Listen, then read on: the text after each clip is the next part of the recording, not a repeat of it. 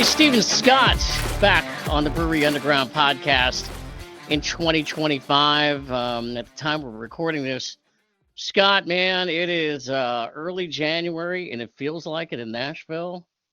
It is dang cold outside. It's cold, and today's Wednesday. Come Friday, supposedly we're supposed to have snowpocalypse here in Nashville, somewhere between 4 to 7 inches. Apparently now it grows every day, so we're kind of hoping it does, at least as far as not having going to work. But it does hinder you from trying to get out of the house sometimes too. So, but it is cold, man. It is cold. I don't like it.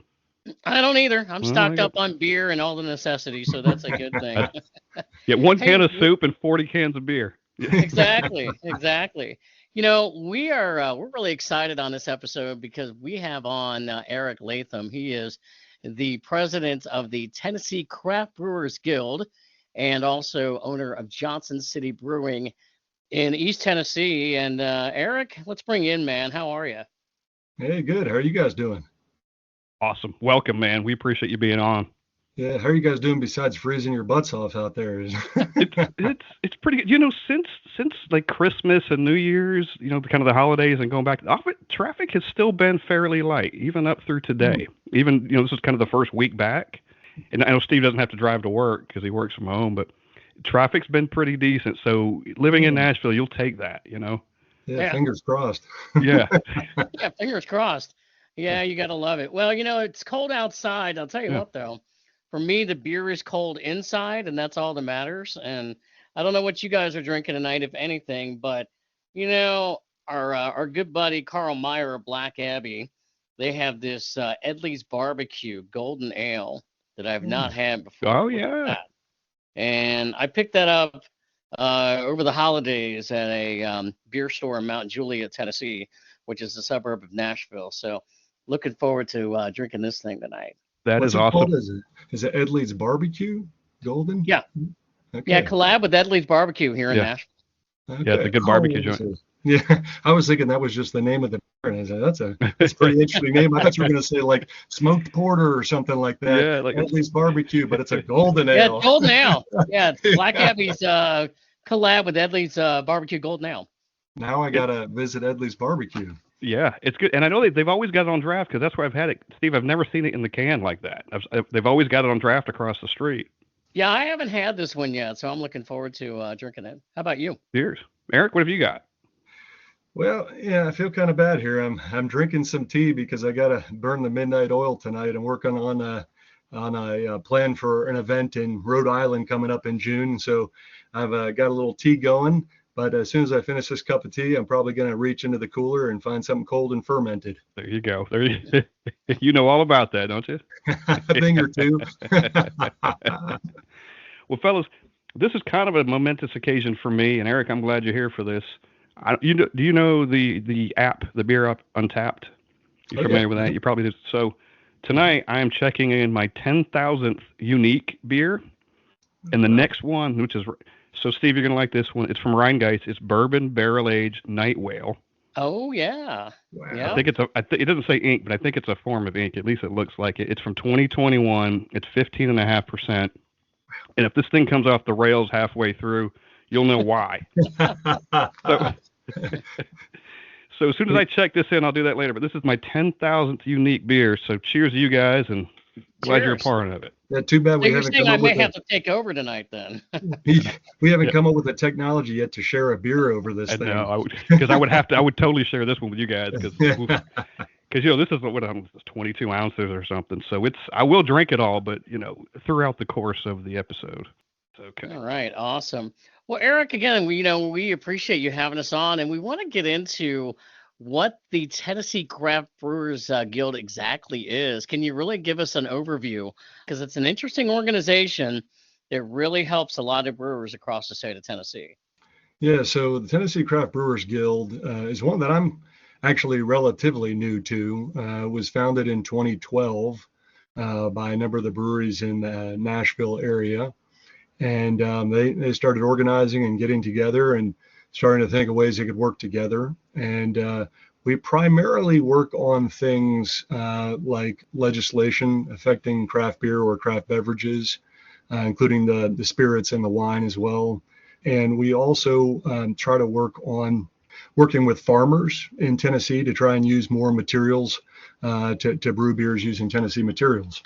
And along with that, we like to get together and socialize and drink some beer too. That at the end of the day, it's funny because there's a lot of serious things happening in the industry and right now, and there's some challenges going on.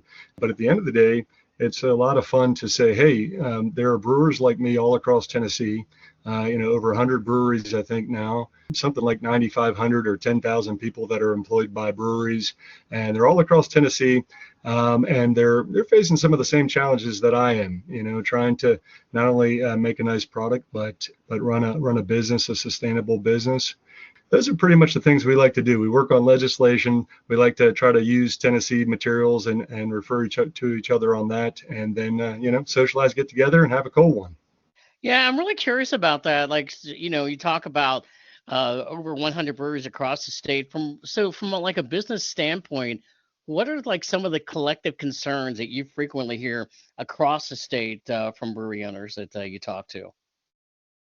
I think it's, we participate. There's a local guild here in the Tri-Cities I participate in. Obviously, participate in the state one, and then participate in the national one. And I think it's probably some of the same challenges that we're facing here in Tennessee that brewers across America are.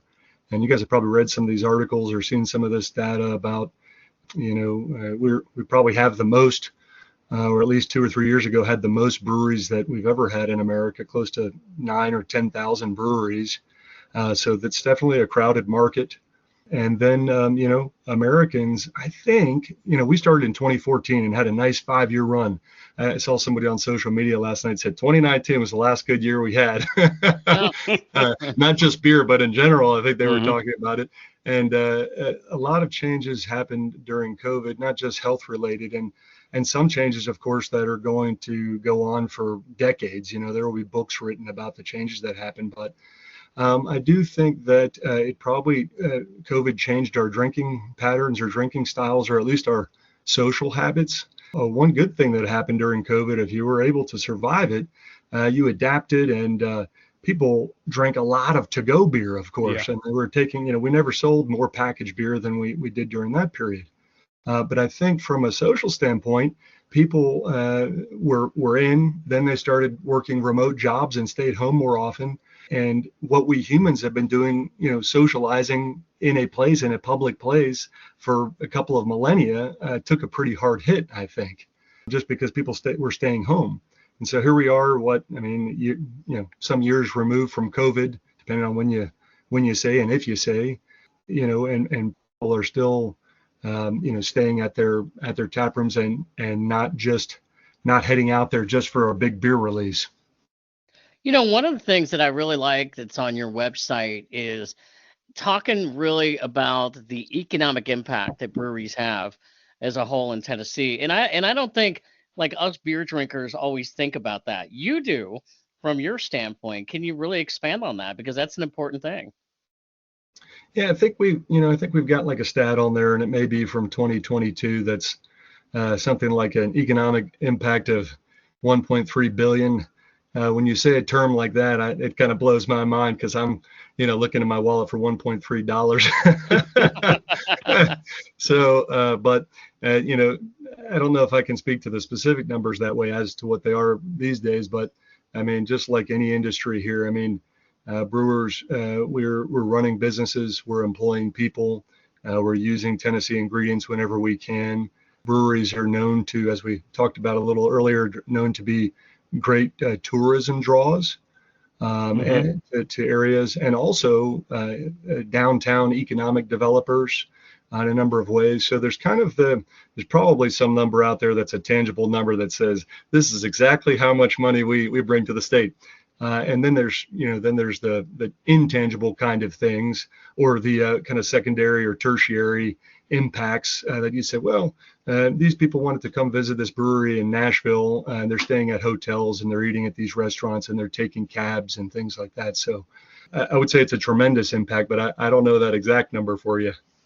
That's okay. But when you had started, your brewery about 10 years ago, and we'll get to that eventually.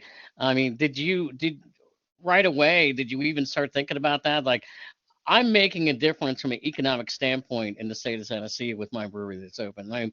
Is that something that you even thought about in the beginning? Yeah, and I don't want to get too much into our story right away, but I mean, the whole reason why our brewery exists is that I was trying to work with the president of economic development to recruit, you guys have never heard of this brewery, Stone Brewing, to come to Johnson City. Yeah. And yeah, so I was a home brewer, and my buddy was the president of economic development. He said, "Hey, man, you're a brewer. Help me do these videos and try to recruit these guys." They were trying to do, you guys probably remember this back then, about 10, 15 years ago, a lot of the West Coast breweries were like, "Hey, we should set up shop on the East Coast." So Stone was one of those, and they put out an RFP. It eventually came down to Columbus or Richmond, and they chose right outside of Richmond, Virginia. The whole point of it was that we understood that what breweries had been doing and would do for Main Street America, small town America, downtown areas is that they would bring people there, and those people would bring more people, and they would bring dollars to spend. So it was really not just a boom for breweries over the past 30 or 40 years. It was a boom for America. Part of that number, that 1.3 billion for the state, does any of that include state tax? I would say it probably would have to. and I'm kind of leading somewhere with that, but yeah, that's a huge number. Like that, yes, the state loves it because the state gets all this tax money. And where I'm going with this is, doesn't Tennessee have the worst beer taxes or beer laws in the country? Yeah, well, I know that we have the highest wholesale per barrel tax at $35.60 a barrel. I don't know exactly. We're definitely top or worse, depending on how you look at that. Yeah. We're number one. We're number one. Not the way you want to be. Yeah. Not the way you want to be. Right. But we do have that. And from what I understand, going back to Stone was actually looking at Tennessee for a while, but the beer laws, I understand Sierra Nevada was looking at Tennessee, but the beer laws were, have you guys heard that too, that Sierra was looking here? Yep. They were looking on just the other side of where they are now, basically in East Tennessee. Yep. And so that's a big one. I don't know if Carl Meyer or any of these other folks you talked about here in Tennessee, they've kind of dug into that a little bit, but it's a bit of a challenge we have here in Tennessee related to the wholesale tax, because that wholesale tax goes to the municipalities. So it goes to the local towns, cities, and counties. And that's money that's, funding their budget for a variety of things. And it would be tough to try and take that away from them. It would, but wouldn't that? Go ahead. Sorry, I was going to say, but wouldn't that stunt growth for additional breweries within the state too? I'm sure they don't look at it that way, but we've seen a surge here in the last 10 or 15 years in Nashville with breweries coming on, and even though the tax is so high, they're still growing here. When I moved here, it was basically just Blackstone, and how they survived since 1994, being the only one, was amazing. And and it's still grown even with that that high tax. So just wondering, like, does that not factor into their equation, or they just rather have the tax money? Well, it's a tricky one, right? Because I just earlier today I was paying barrelage taxes and manufacturing taxes and liquor by the drink, because we do spirits at our place too. But you get taxed a lot more than a regular business for making and selling alcohol. And that's a challenge, understand the state that we live in. Everybody's got their own beliefs and that kind of thing. But the wholesale one, like I said, is tricky because all the other ones go directly to the state. The wholesale one goes to the cities and counties. So, the truth be told is that I think that our guild, and we have a group of people both on our board and across the industry in Tennessee that are smart enough and have the creativity enough to figure out a way to, make sure we're not, taking too much away from the towns and cities that need their funding, but also reward business owners and breweries for taking that chance, taking that risk, making big investments. And really what we've done ever since Kent and Blackstone and maybe Bosco's even way back when, have been doing up until now, which is helping Tennessee bring back Main Street in Tennessee. That would be a nice way to just work on that and figure that out. And we're trying for it again. It's a tough issue, but we want to try and take it on and do right by as many parties as we can. Yeah, when you look at that, like the wholesale tax, there's so many issues. Obviously, the state legislature always has to deal with. Where do you think you guys rank on their pecking order of Are you able to get it on the agenda each year and somebody's looking at it and a group of lawmakers? Where does it stand, do you think?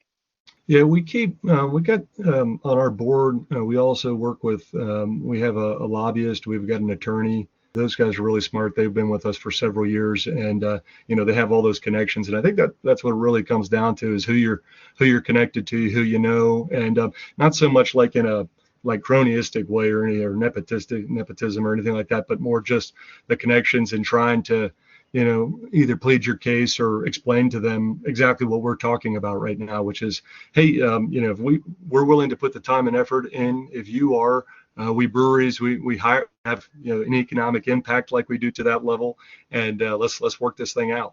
Since you taking over as president, like how much has all this been a pretty big learning experience for you?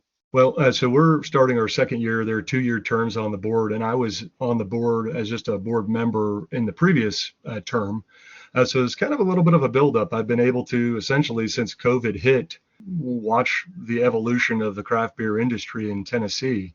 And it's interesting. Some of it's political, not COVID, but the evolution of, that's political too. but how craft beer has evolved and how at the state level, we try to work on legislation, and there's some folks that are not as supportive of, alcohol manufacturers. And there are some folks, I think that if we take on that issue, that's kind of like, you guys would have to see these meetings. That's kind of like the untouchable, like the big issue, the unsolvable issue. And for me, it's on our docket this year is that I've got one more year of my term as president here, but I'd like to at least come up with a game plan that we can say, hey, this is a creative way. Let's at least have conversations. And you guys know this, they don't happen in in a single year or single term. It's like the expansion of the self-distribution that started with us here and in Bristol with Senator Lombard, and it took us 4 years to get him to do it. And by the end of it, we didn't even have a seat at the table at Johnson City Brewing. And that started with a senator coming into our tap room and saying, how can I help you guys? And I said, we've chosen to self-distribute. We can't do it out of our county. Let's see if we can expand that. That'll help grow our business. It took 4 years and we weren't even involved later on. So I think to me, it's kind of like what Sharon, our last executive director, did. She laid a nice foundation and platform for our new executive director that's coming on. And same thing with this wholesale tax. We've built some information and kind of done a little homework on how everybody feels on it. And now it's time to put a plan together to do something. When you see, whether it's within your 2 years or just any time with the board or with the guild, when new lawmakers are coming in or potentially coming in, do you try to push for them? You vote for them because they're or do you try to swing them your way? You know what I mean? When you get new blood in there and you're trying to okay.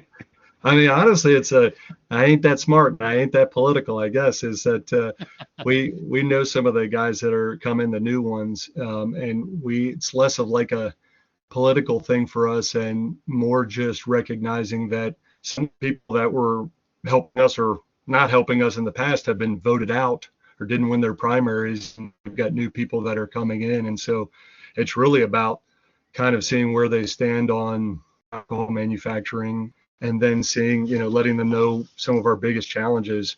And we do that by having a day on the Hill. We're supposed to be having one of those coming up where we meet up there and we have meetings with them and just say, hey, here's the challenge we're facing. Can we count on you for some help? There was a law that was changed. I say law, maybe it was a law. I think it was a law. 2017, I believe it was, when Tennessee went from, I think, 6.3% to 10 or 1.1% was considered high grav now. Were you guys involved in that? Did you guys push that issue and get that to happen? Well, we were real supportive of it. I don't know how much, Surely you twisted an arm or two. Little Johnson City Brewing. Actually, I will tell you, this is a funny story, is that we were involved with that as much as we could, which was and this is really before our involvement with the guild. Part of the reason, I have to tell you this story later too, is part of the reason why I got involved with the guild was because I was maybe causing trouble by trying to get the self-distro laws changed on my own. They're like, this guy over here, what the hell is he doing? I think we got to get him on board. Well, it woke some folks up, and we got together as a group, and like I said, they took it from there and did a great job. But the ABV law, it went up to 6.2 by weight.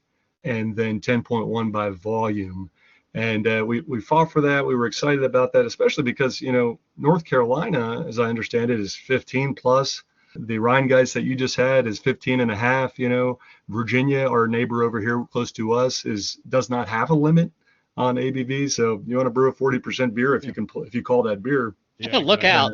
Yeah, but I remember it because we made a special beer January 1st, 2017 was when the change of gravity changed, and we loved it. We planned this thing like 6 months before that. We brewed an imperial stout that we called Hail Sagan after Carl Sagan. Yeah. And the Cosmos and all that stuff, and so we called it Hail Sagan, black as can be, thick as can be, and a 10.1.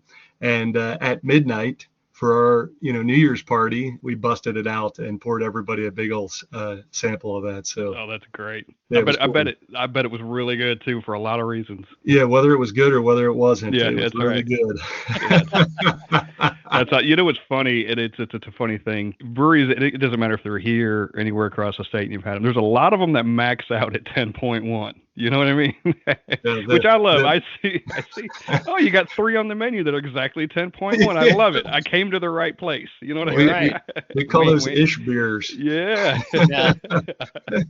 I love it. I see that. I'm like, okay, wink, wink. Yeah. Yeah. Well, there's some other brewers now that have gone, we'll call this one 9.8. Yes. Yeah. We don't want to ride. We don't want to be. Yeah. We don't ride the line that. Yeah, I'll be 10.1. That's exactly right. Start looking at it.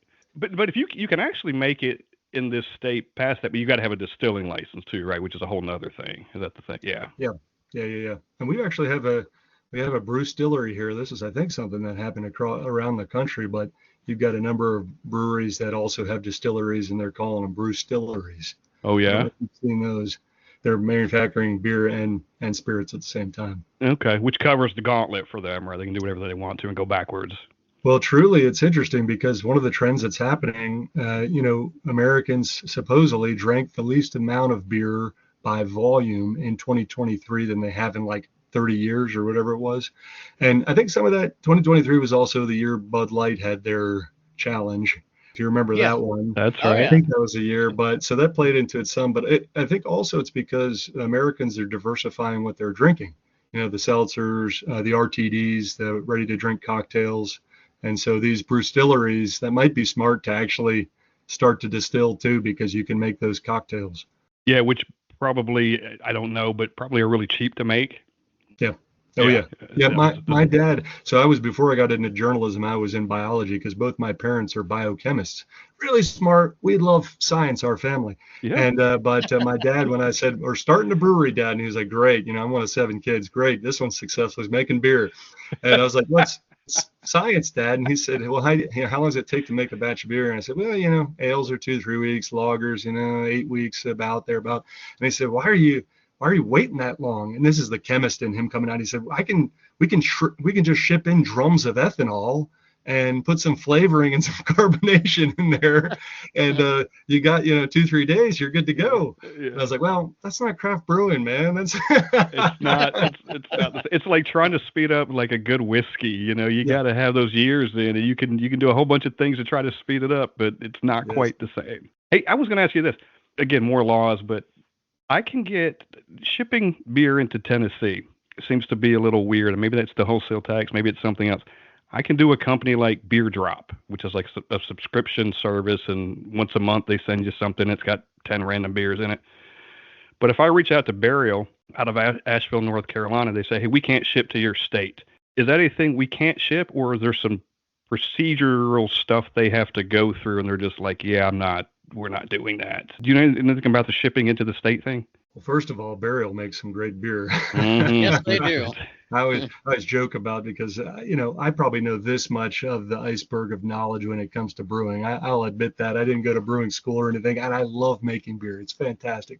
But those guys give me brewer's jealousy all the time, just like a lot of breweries across Tennessee do. But I would say it's probably a combination of things. Our national association, the Brewers Association, it's kind of our national guild, has been working on that for a little while to allow shipping of beer through the post office to clear up some of their regs across the entire country.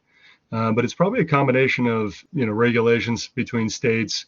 And then also it can be a lot of paperwork and permitting and fees and extra fees and things like that. So you start wondering. It's like a brewery, and my friend LeBron down in Common John down in Manchester. I don't know if you guys know them. Yeah. Ron's a good guy. I was talking to him a couple of days ago, and we helped pass a law here in Johnson City during COVID it was a law to allow breweries to deliver directly to people's homes.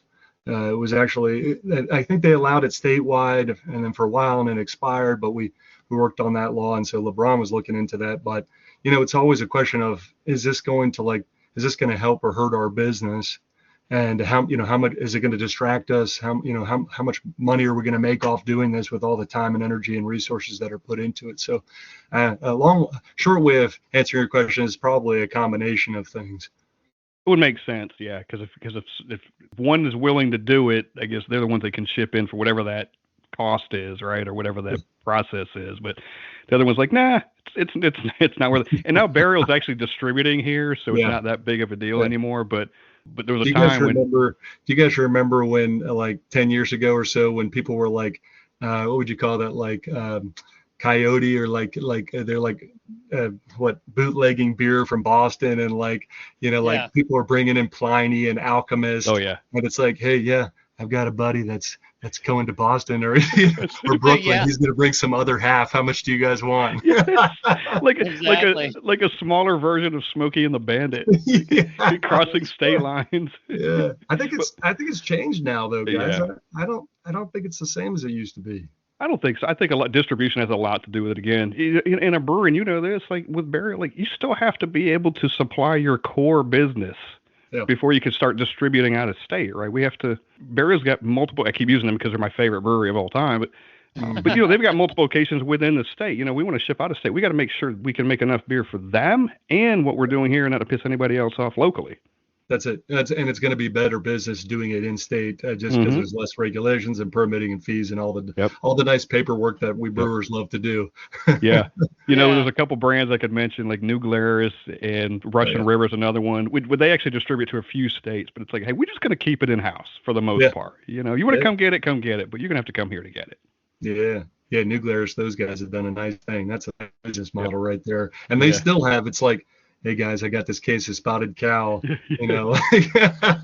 still got that going on. Yes, if anybody's with like sniffing distance of Wisconsin, hey man, can you breathe?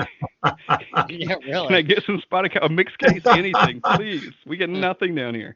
Oh, man, that's funny. I'm curious. We has talked so much on this podcast about the brewery experience. And I know your brewery is a big one as far as like trying to be more family friendly, get people in, and we're seeing that a lot of breweries know, whether it's other states or here. Do you think that's something that's also helping your cause with the state legislature as well, when you're trying to get them to get more support, that you are a family friendly brewery and you're just not a brewery where it's maybe a stigma or something? Do you think that's something that is getting the message is getting across? If the question is the message getting across, I think slowly but surely. I mean, it's a cultural thing. In Johnson City, when we're the longest running brewery here, and a year after us, Yeehaw started. If you know those guys, you heard of Yeehaw before. Yeah. So their original place is here that we started, and then a year later they came here. But when we first opened, my wife and I, we got messages online that were saying some pretty not supportive and negative things. Yeah. And I can look back and laugh at it now, but we knew right then that it was going to be a little bit of an uphill battle culturally. And I think that Tennessee has come a long way that way, but we've got a ways to go. I think there's still kind of to me, there's kind of drinking for drinking's sake, and then there's craft beer. I don't think they're exactly the same thing. It's the same reason why I'd call our two tap rooms or tasting rooms instead of calling them a bar, is that I love going to a dive bar and getting a bucket of blues and being with friends. There's a time and place for that kind of thing, but I think that craft brewing, as we talked about earlier, has done so many things for not just the economy, but helping bring back towns across Tennessee. Yeah. You know what? You bring up a good thing. Once again, is my I guess 3 years on the board for the guild, going into my 4th year now. I've been looking for that one issue that all of we brewers and by proxy all their communities can put their shoulder behind, because I think it would be amazing. I think if we had some kind of, even if we had something like the Tennessee Craft Beer Modernization Act, where we brought forward a number of things, craft beverage modernization act. We can work with the spirits and wine again too, just bring things forward that make it both friendly for breweries to start in Tennessee, but just, continue to have that awareness campaign to say craft beer is much more than beer. I'm hoping finally to publish my book about opening a brewery this year. It's called Bigger Than Beer. And it's not because my wife Kat and I are bigger than beer. There's nothing to do with that. But this whole movement, the whole movement was bigger than beer. It was everything. It was supporting community and art and music and food and all kinds of things, and people getting together, and that should be memorialized. And it's just like you guys are doing here, and that's why I appreciate what you're doing, is that this is memorializing, this is recording this time that we're living in right now, where craft brewing has boomed in Tennessee and is having a major impact. No, and I really agree with that. I mean, like I said, we go to breweries and we see it more and more. You walk into a lot of breweries and you may see families in there with kids. You may see dogs. People are just relaxing and having a good time. And I think, hey, state legislature in Tennessee, look at that, because I think that's a really important thing. Yeah. If you listen to, and I know Anthony Davis, and you probably talked to him about his new location. Man, what he's done with that place, with not just the physical and the visual of it, but what he's done to break it up with, it's 15 and up age-wise to go upstairs, right? So you don't, downstairs you can have as many, you can have as many little babies running around and dogs running around downstairs, but you go upstairs and that's a different thing. It's a different people up there. You don't have kids running around there. So if adults want to go somewhere and they can be as family friendly as you want, but go upstairs and hey, maybe we can get away from that if you don't want to be a part of it. Yeah. And I think that culture is part of, if you looked at the past 20, 25 years, and not just in Tennessee, but craft beer in general, that they've gone in phases that way. It used to be 10 years ago, craft brewing tap rooms were really about the beer and the releases and all that stuff. What's happened over the past few years, I think, has that the culture of it has evolved even more, and the business model has had to evolve, and we've had to adapt to being inclusive of families, communities, but taking it a step further than that, which is you got a dog park, you got a playground for the kids to be on, you got something to do. It's about having experiences and doing something while you're there. And it's got to be that way. If you look at the demographics, from what I've seen, is that the 30 to 39 are drinking some more of these RTDs and mixing it up a little bit. And then the 20 to 29, I should say 21 to 29. Hey, 18 to maybe in some states. Yeah, that's it. Yeah, if you're able to serve in the military, you should be able to have a beer. Exactly. There you go. But at least the 21 to 29, they're choosing not to drink alcohol at all. They're doing NAs, or they're doing the Cali sober thing. They're doing CBD or THC beverages and things like that. So it's really changing, and it's interesting to, we work in it every day. We're cleaning the tanks. I'm still doing that. But if you pull yourself back and look at the past 10 years, I tried to do that last year because it said 10 years in this thing. Yeah. We were celebrating, but I wanted to take a look at, how far we've come and then how far the industry's come. And it's really changed over the last 3, 4, 5 years, maybe. Yeah, we're seeing, so in Nashville, and you probably see it across the board on a bigger scale, but I call it settling out. There seems to be a settling out of some breweries. I know around here we've had several close recently, several in the past year or two. Are you seeing that across the state, and is there a settling out? Because maybe for whatever reason that might be, whether they're adapting or not, or whatever the criteria is for them disappearing, but we're having breweries disappear. We're having some grow, but then we're losing some at the same time. Do you see a trend there across the state? Yeah. I mean, I see it across the state, and I see it across the nation, is that we're losing a lot of breweries. And the sad part is some really good ones, some that are making fantastic beer. Good Lord, Anchor goes away, and is it Lagunitas or Leinenkugel's out of Wisconsin, 150 years old, and they close that plant. Yeah, it's and this has changed too, the home brewing side of things. And the reason why I'm saying this is because in the beginning, when we first opened, we would have home brewers coming to us all the time saying, we're going to open a brewery. And I was like, that's great. That's great. And they said, what can you say? And I said, the biggest and the hardest lesson I learned in the beginning was there's a difference between brewing and the business of brewing. And it's not just, did you pay your taxes and are you keeping up and are you working in it and on it? Is sometimes, you have major, transnational corporations that are buying up brands and then saying, nah, that's not good enough. And they could have, beer that I wish I could brew, Right. and, but it's a really sad thing. I am seeing that across. And I think that it's just it's the industry that we live in right now. It was very saturated for a while. So the marketplace is saturated. I think people are changing up their drinking habits. And as with any industry or business or economy, is that if you don't watch it close and adapt and do whatever it takes to keep rolling, probably not going to last very long. Well said. Yeah, and two things we just talked about that really add to that is the family aspect and then the diversity in what you drink at a place. Like if you can adapt to those two things, I think that's a big chunk of it. Everyone in the family can come, and there's something for everyone there. Yeah, I was working on my business plan. Our Kat and I are the majority owners of our company. Well, we've got some co-owners, some friends and family that invested in us over the years, and so I'm working on my next 10-year plan. They said, "What's the next 10 years?" And one of the big headlines is you got to diversify those revenue streams. It can't just be how many pints of beer did you sell on Friday. You've got to have ticketed events. You've got to have people renting your space. You got to look into doing other things, some beer related, some not. Yeah. And that's just the world that we're living in right now. Eric wanted to switch gears on a very positive initiative that you do with the Tennessee Craft Brewers Guild, and that is the Farm to Tap program. Can you talk about that and what exactly that is and what it means for you all? Yeah, Farm to Tap is a wonderful program. It's a state-funded program, and you guys know this. I think the two words on the Tennessee flag or the emblem is commerce and agriculture, or agriculture and commerce, and so that really speaks to what Farm to Tap is trying to work with Tennessee farmers and use Tennessee ingredients to make fermented beverages, and then the programming that goes along with that. So, water, hops, yeast, malt, how can we support all those things, the farmers along with it, and then all the brewers across Tennessee.